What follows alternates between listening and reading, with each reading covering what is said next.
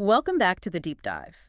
Our job here is to take a stack of compelling sources, articles, research, or in today's case, deep theological interpretations, and extract the critical knowledge or insight, giving you the shortcut to being truly well-informed. And our mission today is, I think, particularly fascinating. It really is. It's complex and surprisingly relevant to modern life. We are diving into some, let's say, non-traditional interpretations of two very powerful and very short texts, Surah al-Masad, which is often known as the palm fiber, and Surah al-Kawthar, the abundance. Right. And when you approach these texts in a more traditional way, the conversation often feels very anchored in the past. It focuses very tightly on specific historical figures. People from the Prophet Muhammad's early community, right? His detractors, his allies, their specific conflicts. Exactly.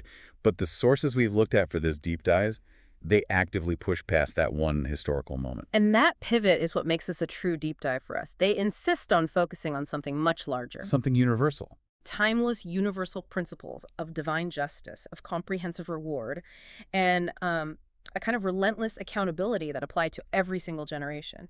It really moves the text from being a historical footnote to a universal moral law. Precisely. We're moving from the specific incident to the general rule. So the focus shifts entirely to identifying the characteristics of the unjust and the characteristics of the sincere, and then defining their fate according to a mandate that operates, regardless of time or place. Exactly. So our target for you, the listener, is to gain a really thorough understanding of these principles in their most expansive form. We want to see how concepts like blessings and torment are defined not just as ideas for the hereafter. No, not at all. They're defined as active, immediate, and comprehensive forces that are working right here in this world. Right. We're looking for that profound aha moment about the true dual-plane scope of these divine mandates, the idea that justice isn't just deferred, it's already in operation. It's essentially a study in universal duality, both spiritual and material. On one side, we define the scope of the comprehensive destruction facing the corrupt individual. And on the other, we analyze the scope of the comprehensive grace that's afforded to the sincere. So we're setting the stage for a kind of accountability that operates on two planes at the same time. Yes, simultaneously, impacting the soul, the body, the wealth, and even the relationships of the people involved. Okay, let's unpack this and jump straight into that sharp universal verdict. The fate of the unjust, which is derived from this really radical and expansive analysis of Surah al-Masad. Let's do it. So traditionally, when people encounter Surah al-Masad, they read it as a direct, almost unique condemnation of one specific historical figure who opposed the prophet. Right, Abu Lahab. Abu Lahab, exactly. But the sources we have suggest that focusing only on that one individual misses the entire point of the text's lasting power. And that is our first, and I'd say maybe our most important, reframing. While the verse was revealed in response to a specific person, the core interpretation we're analyzing today says that the phrase, ablaze the hands of Abu Lahab and be him ablazed, well, it serves as a universal, legal, and spiritual verdict. A verdict. So it's not just a curse, it's a judgment. It's a judgment. And it applies fundamentally and comprehensively to every unjust and corrupt person. In the original language, kullu dalimin wa fasid. Every single one. Wow. That dramatically broadens the scope from one person to a whole category of action.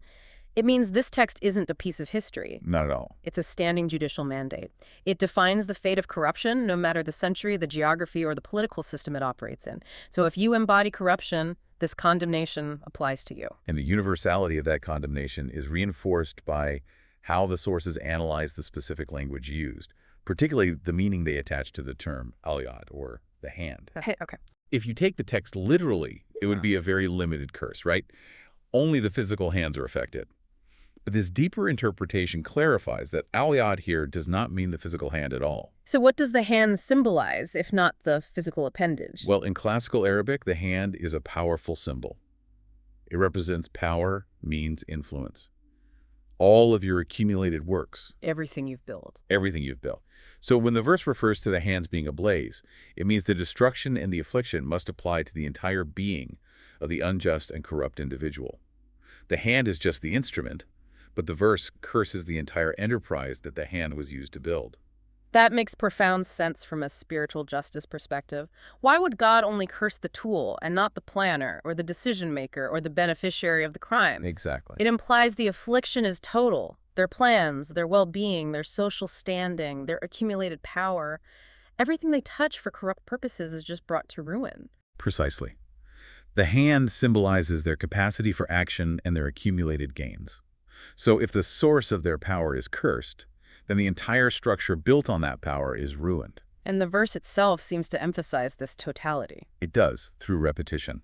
The term tadat, which means ablaze or perished, is repeated. Ah, so the repetition confirms the destruction, making it undeniable. Exactly. The repetition of kabat emphasizes that this is a final divine verdict.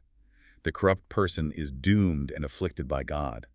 The original phrase is alakahu alawa athabu Allah. And crucially, this isn't something that's just waiting to happen in the future. No, and this is so important, the verdict begins execution immediately. It is happening in this world before the hereafter. It establishes a clear, immediate, and dual-plane theme of accountability. Justice isn't just delayed until the afterlife. The mechanism of their downfall starts the moment they choose corruption. That is truly the critical concept here. For you, the listener, seeking that fundamental shift in understanding, the realization is that divine justice isn't waiting in some courtroom centuries from now. The process of sentencing and execution starts now. It's already eroding the corrupt person's life from the inside out.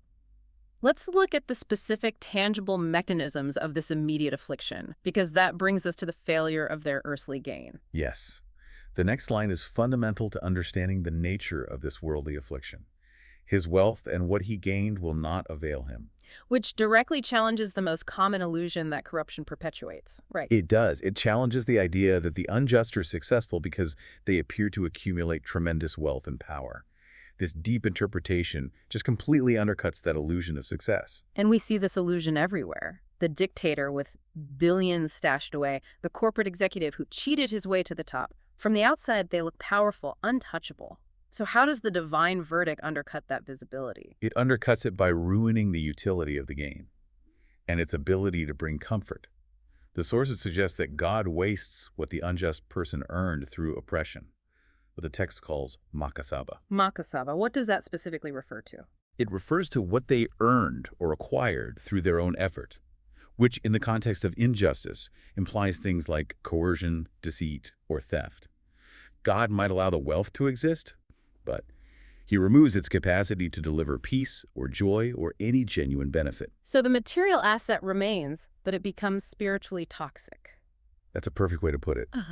The foundation of their current success is spiritually rotten. They have the money, the houses, the power, but it brings them no joy, no true rest, and most importantly, no security. They become prisoners of their own accumulation. Precisely. They are constantly stressed, constantly defending, constantly paranoid about loss or exposure. The wealth becomes this gigantic liability instead of an asset. So it's not a source of comfort, it's a source of anxiety. Constant anxiety. And the sources detail the comprehensive nature of this loss. It's not just metaphysical. It translates into very specific, tangible forms of affliction that operate as immediate punishment. Okay, what are the specific forms of ruin that the sources outline? We need to ground this in real-world consequences. The interpretation details two major interconnected areas of ruin. First, there is financial ruin, or what could be called a spiritual insolvency. The term used is aflas. Eflas, so bankruptcy. It can be literal bankruptcy, yes. But even if they have huge sums of money, it's rendered useless. It attracts unexpected liabilities, it's lost through disastrous schemes, or it's spent extravagantly trying to compensate for the deep void created by their injustice. That's a powerful distinction. It's not necessarily that the bank account hits zero, though that can happen. It's the rich tyrant who spends millions on high-tech security systems and private armies, but still wakes up screaming every night because he knows the threat is internal. Or from his own circle. Right. The cost of maintaining their illegitimate power is what consumes the fortune. That is the perfect modern analogy. The money itself becomes a source of endless vulnerability, paranoia, and expenditure, not safety. It buys them gilded cages and armed guards, but it can't buy them peace. And what's the second form of loss? The second specific loss is even more insidious and personal: health and well-being. The interpretation states that this loss of comfort and internal peace is replaced by chronic sickness. Al-Amrad. Al-Amrad. Sicknesses. This directly connects the spiritual crime to the physical punishment. It does. So the very things they oppressed others to gain, comfort, leisure, security, are systematically destroyed by illness, by stress-induced deterioration, by chronic ailments. They bought the world at the cost of their physiological and psychological peace. And the expert insight here is crucial. Injustice is inherently self-consuming. Yeah. The mindset that you need to maintain a position of injustice, the constant lying, the fear of exposure, the hatred you have to direct towards others, it generates immense chronic stress. The body keeps the score. The body absolutely keeps the score. This physiological stress and paranoia inevitably translate into physical deterioration, chronic pain, autoimmune disorders. The list goes on. The corrupt person focused entirely on external acquisition destroys their internal capacity for well-being. So the wealth and comfort they chased are ultimately ruined by God because of the self-inflicted spiritual poison generated by their own actions. The punishment is perfectly tailored to their crime. Perfectly. The means of the crime, that relentless pursuit of self-interest, becomes the direct means of the punishment. They are cursed to live in a perpetual state of fear and sickness, and it's all fueled by the very gains they sought. Let's move to the ultimate statement of consequence then. The interpretation of, "He will soon enter a blazing fire." This brings us back to that crucial concept of dual-plane accountability. The phrase, "he will soon enter a blazing fire," is not limited to the afterlife, which is how it's often read. Right, the traditional reading. The sources state clearly that this signifies God will torment the unjust with various types of torment. The phrase is "bishtanaha al-adhab" in this world, fi al-dunya, and the hereafter. This is truly the critical takeaway for our listener, that justice is immediate and multifaceted. It's not some promissory note for punishment later. It's an active verdict being carried out right now. Absolutely. So what do these sources define as the various types of torment in this life, if we pull it all together? If we synthesize the previous points, the torments in this world are comprehensive, and they're designed to mirror the person's obsession with power and comfort. They include that financial collapse or that unending vulnerability we talked about. The iflas. The iflas, the chronic sickness and physical decay, the al-amrad, devastating loss of reputation or honor, constant debilitating fear, and that internal anxiety that comes with absolute moral corruption. So the fire isn't just literal flames in the future. It is the burning anxiety of knowing your foundation is built on sand. Yes. It's the realization that your ill-gotten gains are serving only to fuel your misery and attract more danger. It's a kind of constant mental self-immolation. Think about the psychological toll, the constant state of fear, the knowledge that you're hated by the people you govern or employ, the inevitable betrayal by your own associates. These are the flames of this world. It makes the text less about predicting a future event and more about describing an already existing, inescapable, and constantly escalating reality for the corrupt. That's it. The unjust individual is living in a permanent state of crisis management, trying desperately to mitigate the destruction that their own choices have initiated, but failing. Because the destruction is divinely mandated. The fate is sealed, and the sentence execution is ongoing. It's a powerful, deeply grounding interpretation that puts accountability right here, right now. A sobering thought. It is. Now we transition to a section that is, for me, perhaps the most chilling and insightful for understanding the mechanics of corruption in large systems. The collaborators. The fate of those who collaborate with the central oppressor, the verses continue, and his wife, the carrier of firewood. This takes us deep into the essential internal social dynamics of injustice. And this verse introduces what we can call the powerful principle of partnership in crime. The interpretation focuses on the concept that the figurehead is never alone. They need enablers. And fundamentally, anyone who aids or cooperates with the oppressor in their injustice will share the torment equally. The phrase is sawan, by Sawan fi al-adhab, equal for equal in torment. That dramatically extends the condemnation far beyond the single figurehead, the Abu Lahab. It ensnares the essential administrative staff, the political backers, the financial institutions, the security forces. And the immediate families who benefited from and supported the machinery of oppression. It creates a kind of moral vacuum around the oppressor, stripping them of the luxury of having true allies. They're left only with partners in culpability. That's a great way of putting it. And the phrase carrier firewood is interpreted as literally carrying the burden of the oppression they participated in. They actively fed the fire of injustice, making the torment possible and sustainable. The carrier of the firewood is the one who ensures the fire stays blazing. They provided the necessary fuel, whether that was social support, administrative complicity, money laundering, or even just emotional encouragement. Without the carrier of firewood, The main oppressor's fire eventually dies out. And this leads us to the most profound and deeply psychological aspect of this shared punishment: the mutual torment mechanism. The interpretation states that the collaborators are afflicted by each other. God torments the oppressor through their partner and the partner through the oppressor. So the participants in oppression. They torment one another, yoadibuna baduhum bada, both in this life and the next. Wait, that is a profound shift in how we view alliances built on crime. We usually think of them sharing the spoils of the crime and then sharing the external punishment, jail time, fines, public shaming. Yes, the external consequences. But this suggests their very relationship becomes the instrument of their personal, emotional, and spiritual suffering. Their closest confidant becomes their greatest source of pain. The relationship itself is weaponized by divine decree. Think about the fundamental conditions of a partnership built on corruption. It requires shared, damning secrets and mutual self-interest. But it lacks sincerity. It lacks trust or love. Exactly. And that closeness, that dependency, that shared knowledge that once bound them together in power, that now becomes the perfect vector for affliction once the pressure starts. If the only reason you trust your partner is because they're as guilty as you are, that is an inherently unstable bond. Absolutely. I mean, imagine the deep distrust, the constant mutual recrimination, the paralyzing fear of betrayal that must plague a partnership founded entirely on mutual self-interest and injustice. The minute external pressure mounts, whether it's legal scrutiny, financial loss, sickness, that bond shatters. It shatters, and they turn on each other. They become each other's relentless tormentors, constantly exposing each other, blaming each other, or just making each other's lives miserable through shared guilt and mounting paranoia. They can never escape the witness to their crimes because that witness is sleeping in the bed next to them. Or sitting across the corporate table. That is the chilling implication for you, the listener, to consider. The people you rely on most to sustain your corruption are ultimately the ones who will be divinely mandated to execute your most personal torment. You create a hell, and you staff it with your partners. And this concept of an unbreakable negative linkage is confirmed in the final phrase of this section.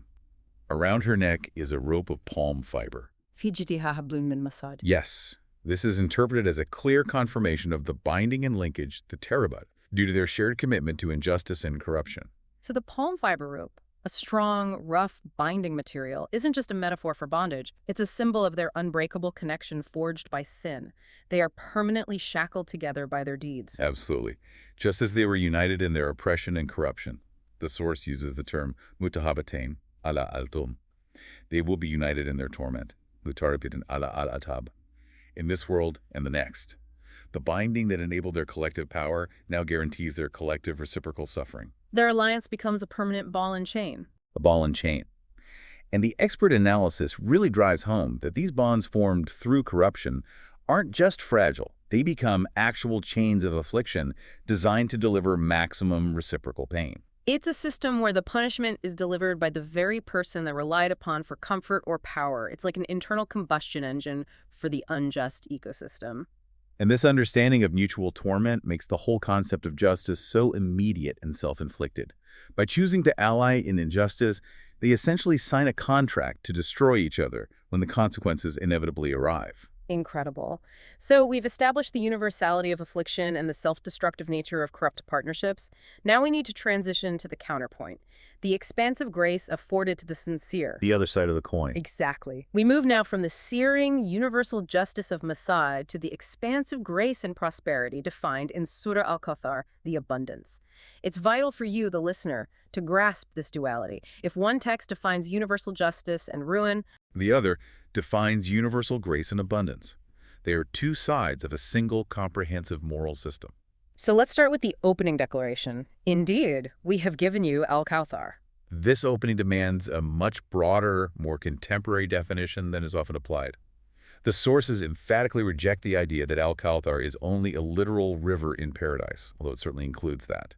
To be truly universal, it has to be interpreted expansively. So what is the comprehensive definition of Al-Kawthar in these sources? What does it encompass? It's defined as all types of abundant grace and blessings. The original is Kulu Anwa al-Ni'am.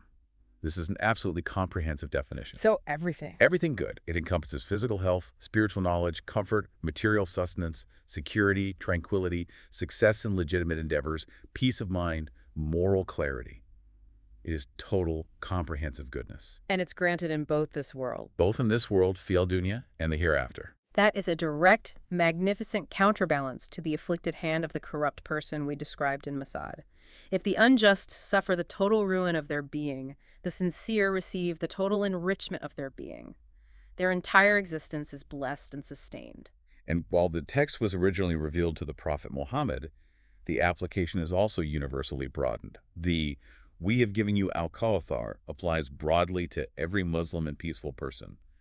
Kullu muslimin wa muslimin. So the sincere, the righteous, and those devoted to peace and non-oppression are the inheritors of this flowing abundance. It's a promise conditional on one's conduct and sincerity, not on one's historical era. This shift is crucial for the learner. We move from identifying the type of person who suffers, the corrupt, to the type of person who receives boundless grace, the sincere and peaceful. This gives us a full operative model of universal accountability based on action and sincerity. The text then transitions immediately from the declaration of abundance to a dual command. It outlines the response required from the recipient of Kawthar. So pray to your Lord and sacrifice. Fasali li rabbika wanhar. Okay, let's break down this command, because the sources provide two layered interpretations for it. The first one, I assume, is the interpretation of gratitude. Yes. The first interpretation is standard and foundational. It's a command for thanksgiving and gratitude for the immense abundance that's been received. The recipient must express this gratitude through prayer, fasali, and supplication. That's the positive, proactive response that ensures the blessing is acknowledged and therefore maintained. Acknowledging the source of the blessings through sincere worship is the spiritual mechanism for ensuring their continuation and growth. But you mentioned a second, more intense interpretation, particularly regarding the term wa inhar, which means and slaughter, or and sacrifice. This is where the interpretation becomes truly dynamic and relates directly back to the opposition faced by the recipients of Kawthar. While inhar literally means sacrifice, the second, more intense interpretation sees this act of slaughter as a call to pray to God for the destruction of those who corrupt the blessings. Wa qatliman yufsidun al-niyam. The killing or destruction of those who spoil the blessings. Wait a minute. That shifts the focus dramatically. You're saying the command for gratitude is paired immediately with a command for active spiritual resistance against oppressors. That's what the source argues. That seems jarring. A prayer of celebration immediately followed by a prayer of aggressive defense. How do these sources justify such an intense reading of a command that's traditionally understood as simply a ritual sacrifice? They justify it through context and necessity. The text was revealed at a time of intense hostility. The interpretation argues that the enjoyment and the continuity of abundance of Kawthar depends directly on the neutralization of those who actively seek to spoil or destroy that grace. The corrupt people from Surah Masad. The very same. Therefore, the sincere person must not only be grateful, they must also use the tool of supplication to protect their blessings by asking God to remove the sources of corruption. It transforms the act of worship into an act of spiritual defense strategy. It implies that maintaining the blessing requires fighting the forces that try to destroy or misuse it. The text ties the preservation of abundance to the removal of this existential threat. Exactly. It's a dual prayer. A prayer for God to increase the blessings, bijiadat al-niyam, so that we may enjoy them, while simultaneously asking God to deal with those who are actively ruining, undermining, or hating that grace. And here's where we get to the specific nugget our listener needs to hold on to: the detailed prophetic prayer associated with this command. It vividly illustrates this spiritual resistance. What is the powerful supplication, the dua, mentioned in our sources? The specific prayer is deeply profound in its visual imagery, and it's meant to be used when you're facing an immediate threat or oppression. It states, "O God, I place you in their throats. In their throats. Ajaluka fi nuhurihim, and I seek refuge from their evil.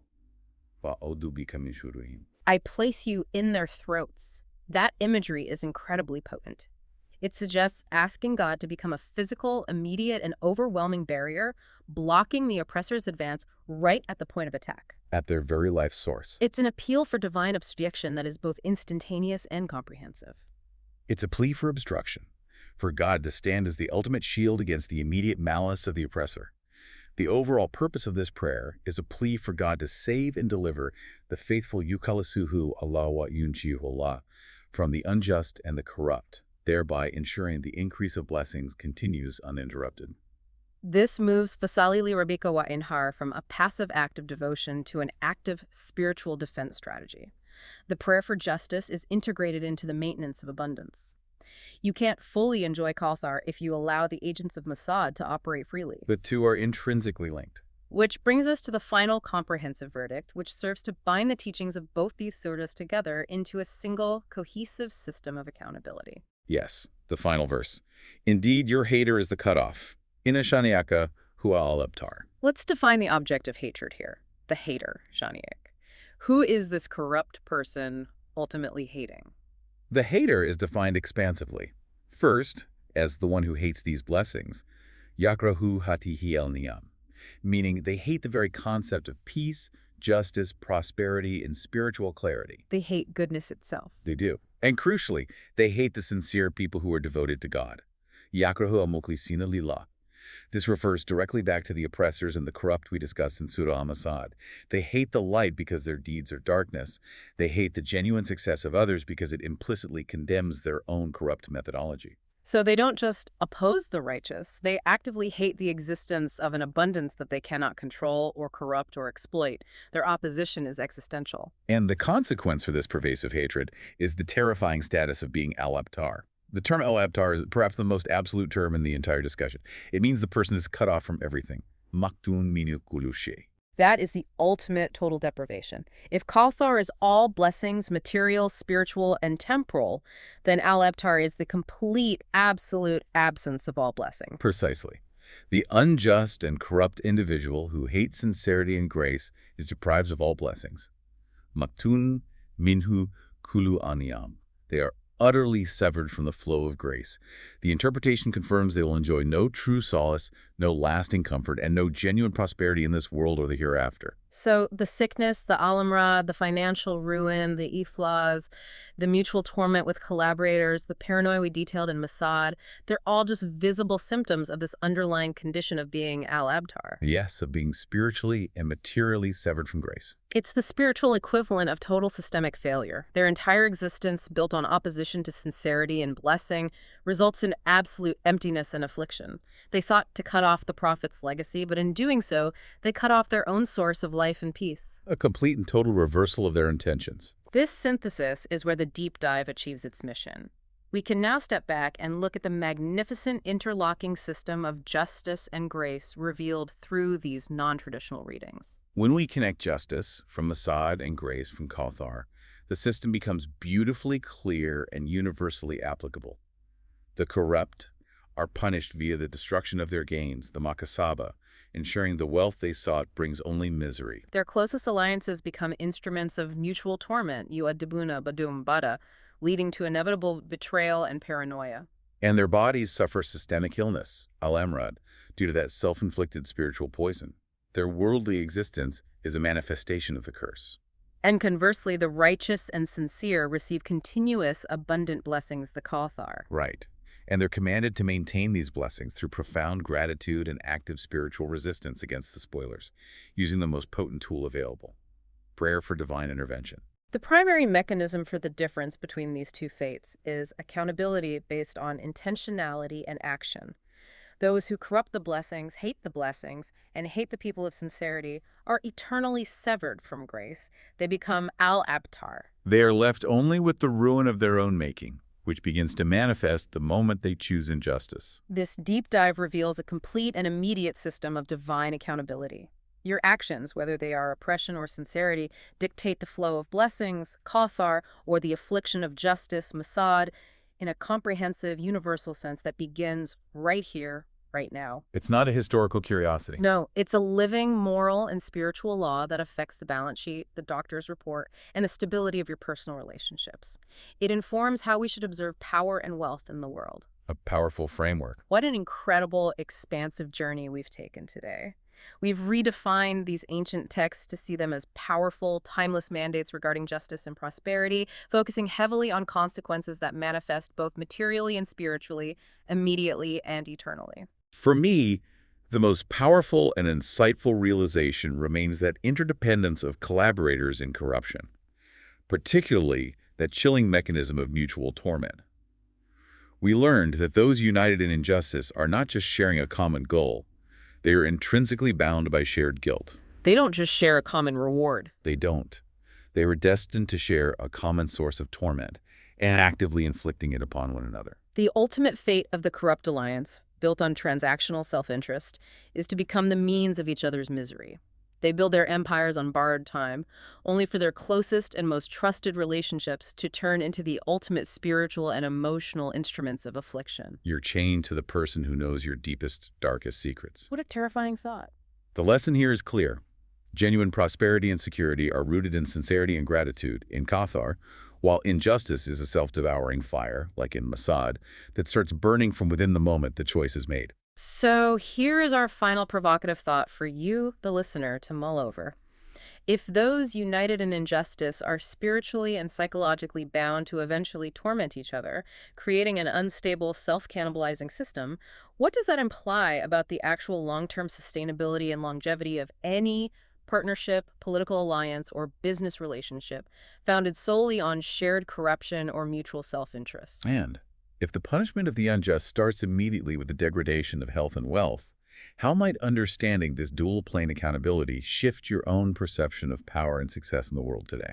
Thank you for joining us for this deep dive into the comprehensive nature of justice and grace. We'll see you next time.